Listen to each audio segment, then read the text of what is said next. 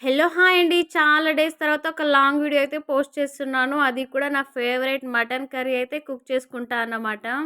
అందరికీ చెప్పేది నా వీడియోస్ ఇష్టం ఉంటేనే చూడండి ప్లీజ్.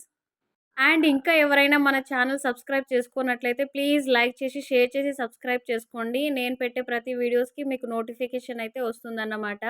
అండ్ ఇక్కడైతే నేను మటన్ ప్రిపేర్ చేస్తున్నాను.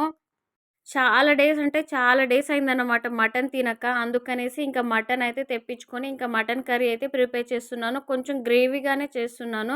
ఫ్రైలాగా కాకుండా గ్రేవీగా తినాలనిపిస్తుంది. దానికోసం అయితే హాఫ్ కేజీ మటన్ తీసుకున్నాను. 2 మీడియం సైజ్ ఆనియన్స్ అయితే సన్నగా తరిగి పెట్టుకున్నాను. అండ్ ఒక చిన్న సైజ్ టొమాటో కూడా తరిగి పెట్టుకున్నాను. ఫస్ట్ అయితే ఆనియన్స్ అయితే మంచిగా ఫ్రై చేసుకోవాలన్నమాట. కుక్కర్‌లో అది కూడా గోల్డెన్ బ్రౌన్ కలర్ వచ్చేంత వరకు.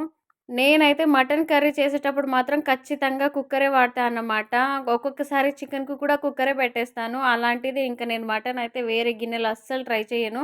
ఇంకా డైరెక్ట్‌గా కుక్కర్‌లోనే ప్రిపేర్ చేసేస్తా అన్నమాట. మటన్ అయితే చాలా మెత్తగా ఉడకాలి కాబట్టి. అండ్ నేనైతే సింపుల్‌గా నా ప్రాసెస్‌లో అయితే మటన్ కర్రీ ఎలా చేయాలో అని చూపిస్తున్నాను. ఆనియన్స్ ఫ్రై అయ్యేలోపు ఇంకా మనమైతే అల్లం వెల్లుల్లి పేస్ట్‌నయితే దంచుకుందాము. ఇక్కడ నేను అల్లం కాకుండా ఓన్లీ వెల్లుల్లి మాత్రమే దంచుకుంటున్నా అన్నమాట. వెల్లుల్లికైతే టేస్ట్ సూపరొస్తది. అల్లం వెల్లుల్లి మరీ మెత్తగా కాకుండా కొంచెం కచ్చా పచ్చాగా దంచేసుకొని మగ్గుతున్న ఆనియన్స్‌లోకైతే వేసేసుకొని వెల్లుల్లి పచ్చి వాసన పోయేంత వరకైతే ఫ్రై చేసుకోవాలి. వెల్లుల్లి కూడా బాగా ఫ్రై అయిపోయిన తర్వాత అయితే ఇంకా ఫ్రెష్‌గా కడిగి పెట్టుకున్న మటన్‌నయితే అందులోకేసేసుకొని బాగా కలుపుకోవాలన్నమాట. మటన్ ముక్కలైతే ఇంకా ఆనియన్స్‌లో మొత్తం కలిపేసిన తర్వాత అయితే మూత పెట్టేసి ఒక 2 మినిట్స్ అయితే అలా వదిలేసేయండి. 2 మినిట్స్ తర్వాత అయితే మనం సన్నగా తరిగి పెట్టుకున్న చిన్న సైజ్ టొమాటో ముక్కలనైతే ఇంకా మటన్‌లోకి వేసేసుకొని అవి కూడా బాగా కలుపుకోండి. అండ్ ఇక్కడ కరివేపాకు కూడా యాడ్ చేసుకోండి.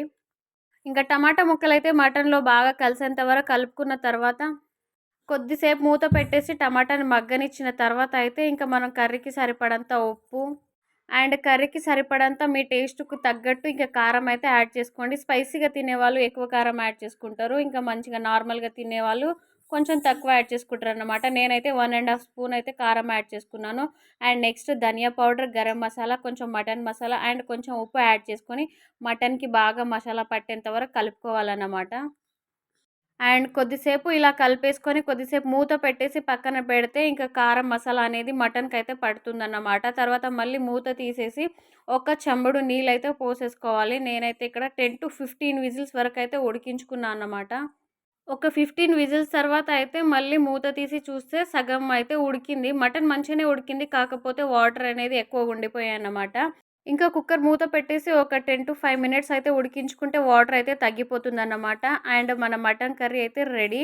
ఐ హోప్ ఈ వీడియో మీకు నచ్చితే ప్లీజ్ లైక్, షేర్, సబ్స్క్రైబ్ చేసుకోండి. అండ్ బాయ్ మరి ఫ్రెండ్స్.